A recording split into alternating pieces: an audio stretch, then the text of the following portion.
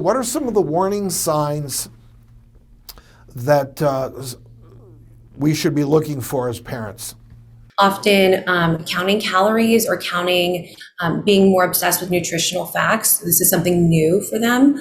Another thing that we can also start to see when it doesn't come to food is lack of energy, a disengagement, and a lot of times too with things that used to bring them pleasure, whether it be seeing their friends, whether it be games or being around the family. So we see a change in their personality as well. Moody, more irritable, oftentimes rigid in other areas.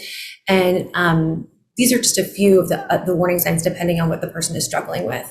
So back to Jameson's case, she joined a program to follow a specific diet plan. So I think we need to talk about why the word diet, that potentially nasty 4-letter word, is a bad word. So I'd love to hear what our panel has to say about that. Well, I am sure that Sloane is chomping at the bit to talk about this, but really all I want to say is diet is about restricting. It's about what you don't do. And telling someone what not to do is almost never a successful behavior change habit. Even if the behavior you want them to change, like not smoking, is clearly beneficial and not at all damaging, to say, quit smoking. First of all, you can't quit eating. We need to have a relationship with food that's positive because we can't ever abstain from it or walk away from it. But telling someone what not to do doesn't help. Learning instead, what are healthy behaviors that work for my body and my mind and my goals? Nothing about that is involved in most diet plans. Exactly. All right, Sloane, do you feel the same way about the word diet? Absolutely. You said, I think it was potentially nasty. I would say it definitely is. Dieting is not normal. Okay, it has become so normalized to the point where people think it's the only option, but it is not normal. We are all born as intuitive eaters, right? We have hunger cues when we're babies, we cry, we have milk or food, and then we're satisfied. And that is normal. And so, as Dr. G said, it's not really even just about the action. It's about understanding what health means to you in a holistic way. We want to understand how you can feel confident, feel trusting in your body, and feel at peace so that you can confidently choose the foods and the activities that are going to make you feel holistically amazing in your body.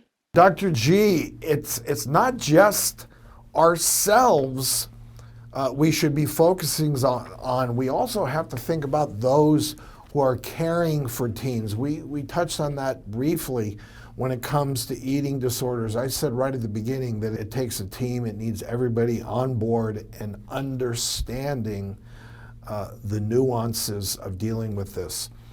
Can you respond to that? Yes, we've just talked some about also how stressful this is for parents. We know that we have a bunch of impact. We know that we have a lot of fear and a lot of love. And one of the things that we know about caregiving for someone with any kind of chronic issue is that it takes a toll on the caregiver. And this, it turns out, takes a tremendous toll. So for parents who are watching, supporting, walking beside someone with an eating disorder, you need to take care of yourself as well. Not only to address your own relationship with food, but to get the support you need so that this doesn't take a negative toll on your mental health and take you out of the game, unable to take care of yourself or the person that you love so much. Such an important point. Okay, before we go, Jameson, it's all about you. Is there anything you'd like to say to someone who might be in a similar situation as you were? Yeah, I think one thing that the three women have touched on a lot is the definition of health is different for everyone, and don't let anyone else's journey or way of living impact the way that you want to live your life. And also just that you never have to look a certain way or be sick enough or have the nod from this specific doctor to get help. If you feel like you need help, you need to reach out to the people in your life and get that help. Such wise words. A very big thank you to all of our guests for joining us today.